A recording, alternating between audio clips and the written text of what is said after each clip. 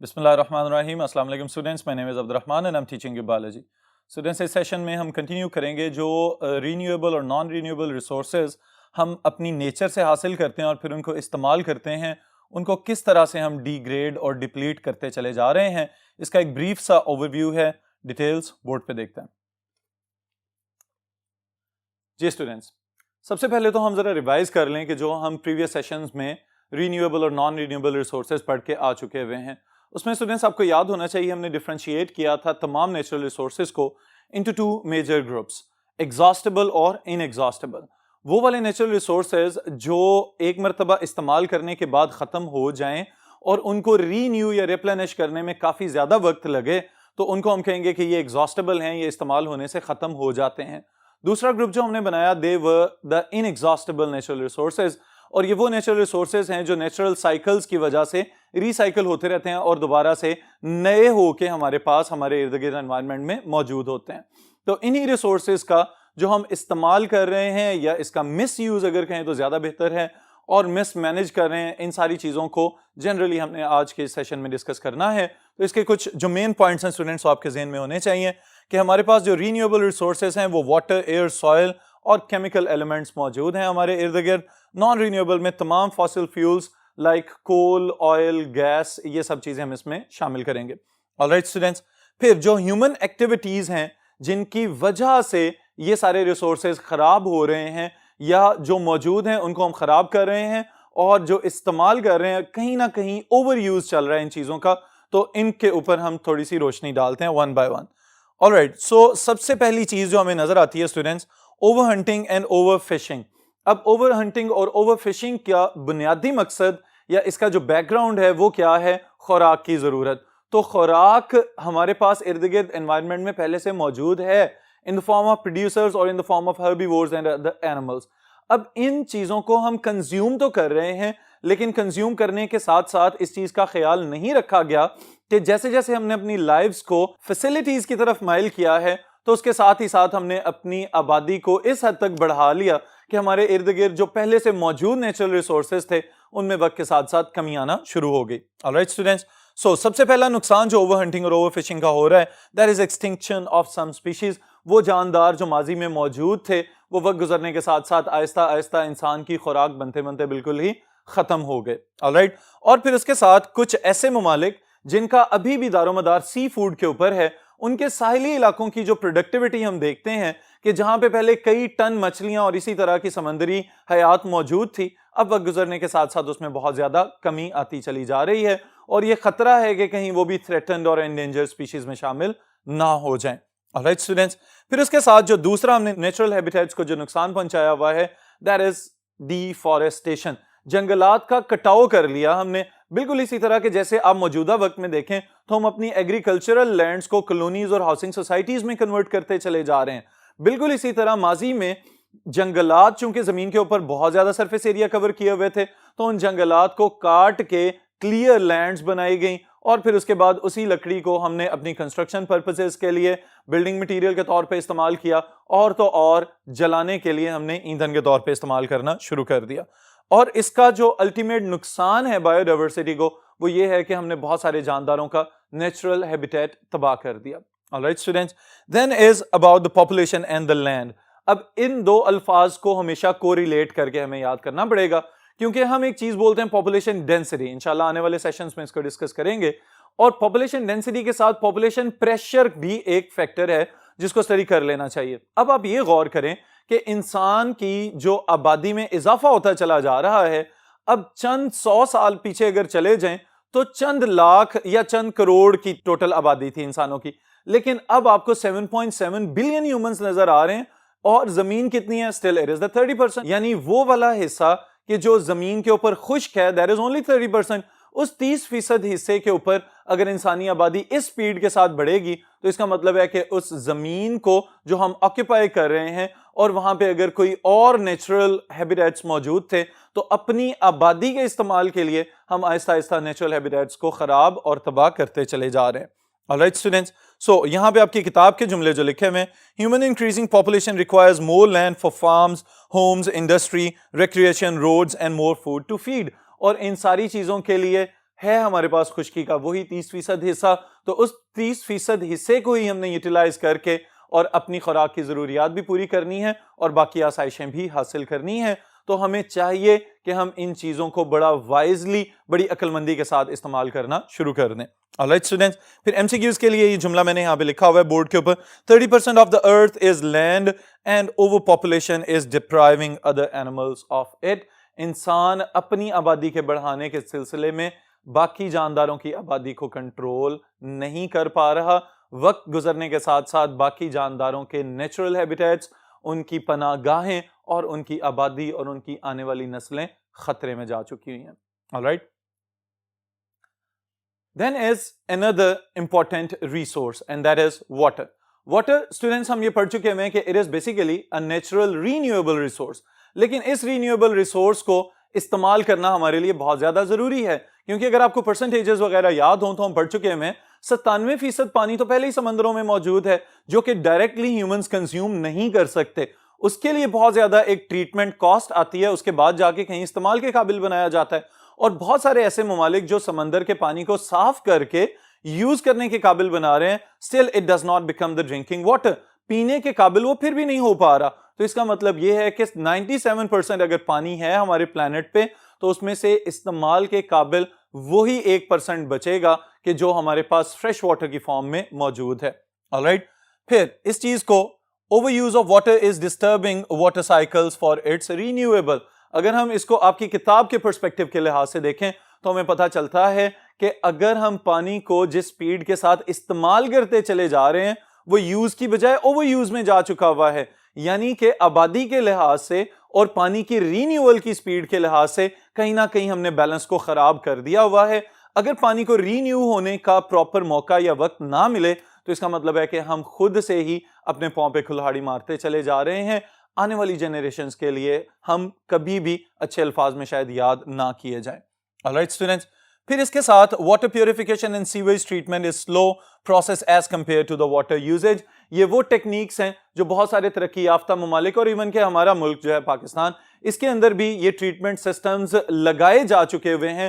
لیکن پھر یہی چیز قابل غور ہے کہ استعمال پانی کا اور پانی کی خرابی کی سپیڈ زیادہ ہے اور اس کے رینیول اور اس کو ریفریش کرنے کی سپیڈ نسبتاً کم ہے. تو اس لحاظ سے پانی کو بہت ہی کیئر کے ساتھ، بہت ہی احتیاط کے ساتھ استعمال کرنا سیکھیں اور دوسروں کو بھی اس کی تاکید ضرور کریں.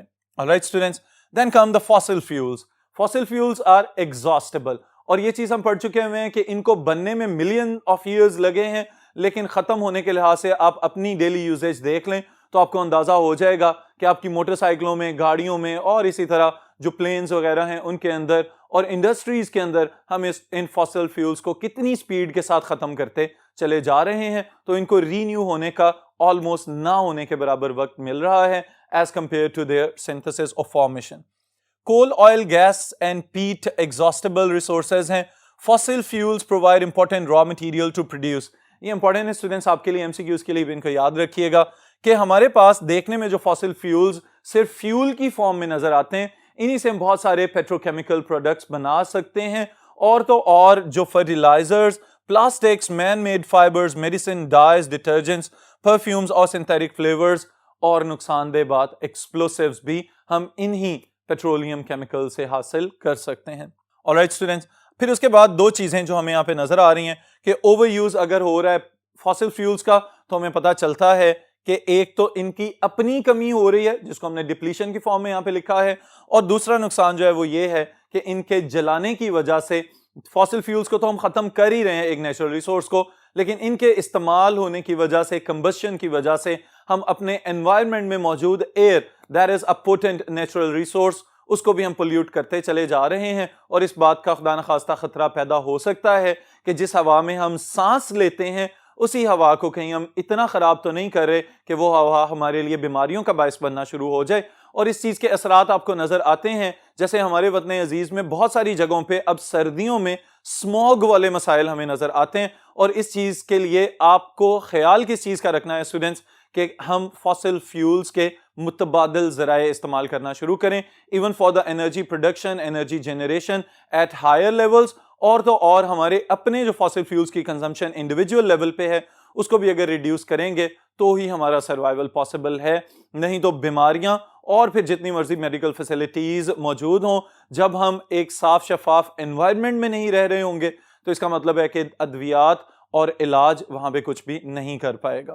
All right students, so modification of environment, یہ ایک امپورٹنٹ شارٹ کوسچن بھی بن سکتا ہے آپ کے لیے کہ ہم نے اپنی آسائشوں کو مد نظر رکھتے ہوئے انوائرمنٹ میں کون کون سی تبدیلیاں پیدا کی ہیں. انوائرمنٹ ہے کیا؟ ہماری ساری کی ساری سراؤنڈنگز.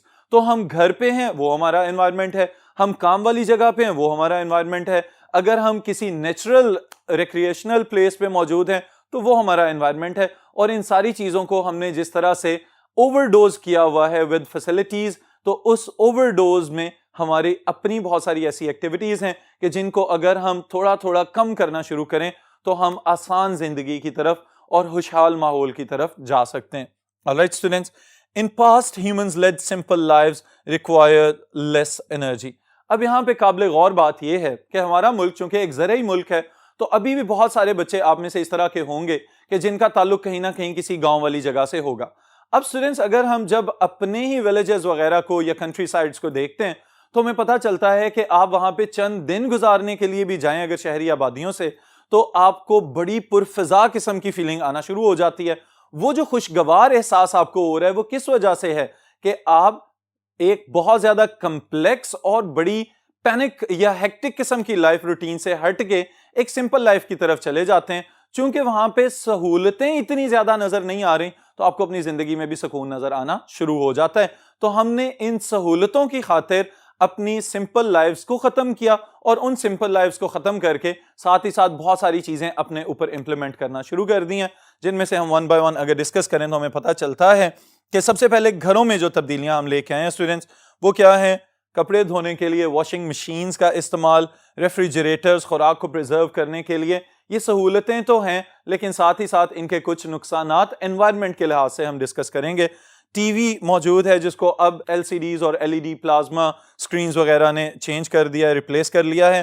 موبائل فون اسٹوڈنٹ یہ ہمارے اپنے ملک کے لحاظ سے بھی ایک سوالیہ نشان ہے اور ایک سوچنے والی بات ہے کہ جسے ہم نیڈ آف آر بھی کہہ سکتے ہیں کہ ہمارے پاس وسائل بہت کم، دنیا کے ترقی پذیر ممالک میں بھی ہم کہیں نچلے لیول پہ جا کے شو ہوتے ہیں، لیکن موبائل فون یوزیج کے اعتبار سے کہیں ہم سر فہرست ہی نہ چلے جائیں چند آئندہ آنے والے سالوں میں. تو اس لحاظ سے موبائل فونز کا استعمال اور اس کی چارجنگ کے لیے استعمال ہونے والی انرجی یہ ہمارے لیے نقصان دہ ہے. پھر اسی طرح جو کمپیوٹرز اور مائکرو ویو اوونز وغیرہ بجلی پہ چلنے والے ہیں وہ بھی ہمارے ڈائریکٹلی اور انڈائریکٹلی نیچرل ریسورسز کی کنزمپشن کا باعث بن رہے ہیں. سہولتیں تو ہیں لیکن بیک اینڈ پہ دیکھیں تو یہ سہولتیں جن نیچرل ریسورسز کو استعمال کر کے آ رہی ہیں ان ریسورسز کی ریپلینشمنٹ یا رینیول کے لیے ہم نے کیا کیا ہے، اس پہ بھی ہمیں سوچنے کی ضرورت ہے. Alright students, then is offices. اب ایسی جگہ جہاں پہ ہم کام کر رہے ہیں وہ کوئی سمپل آفس بھی ہو سکتا ہے اور کوئی بڑا زبردست قسم کا کوئی landmark building type office بھی ہو سکتا ہے. لیکن سمجھنے والی بات یہاں پہ یہ ہے کہ چونکہ دفتری کام ہو رہے ہیں تو یہاں پہ ہر وقت کچھ ریسورسز کی ضرورت ہے جس میں سب سے زیادہ لائٹنگ، یعنی کہ اگر بند بلڈنگز ہیں گنجان آبادی کی وجہ سے بڑے شہروں میں جو پلازا ٹائپ بلڈنگز کھڑی کر لی جاتی ہیں all of them they are running on electricity. تو اس چیز سے آپ کو اندازہ ہو جانا چاہیے کہ وہ جو بڑے بڑے ہمیں بنے ہوئے نشان نظر آتے ہیں زمین کے اوپر کہ جو اسکائی اسکریپرز کی فارم میں ہم جن کو ریپرزینٹ کرتے ہیں اصل میں وہ ہمارے نیچرل ریسورسز کی کنزمپشن کا بھی باعث بن رہے ہیں. پھر اسی طرح ایئر کنڈیشننگ کی ضرورت ہے. obviously جب ہوادار بلڈنگز نہیں ہوں گی تو ان کو وینٹیلیٹ بھی نہیں کیا جا رہا تو وہاں پہ ایئر کنڈیشنرز وغیرہ اور اسی طرح انورٹرز کی فارم میں سردیوں میں ہیٹرز کے طور پہ استعمال کیا جائے گا. فوٹو کاپیئرز کی ضرورت ہے، printers, scanners, wi fi routers موجودہ دور کی ضرورت بن چکے ہوئے ہیں. پھر کمپیوٹرز ہیں، ٹیلی فونز ہیں اور فیکس مشینز ہیں، یہ سب بھی انرجی یا بجلی استعمال کر رہے ہیں. پھر اسٹوڈنٹس اس کے بعد ٹرانسپورٹیشن کی بات آتی ہے تو again we have to go through the fossil fuels.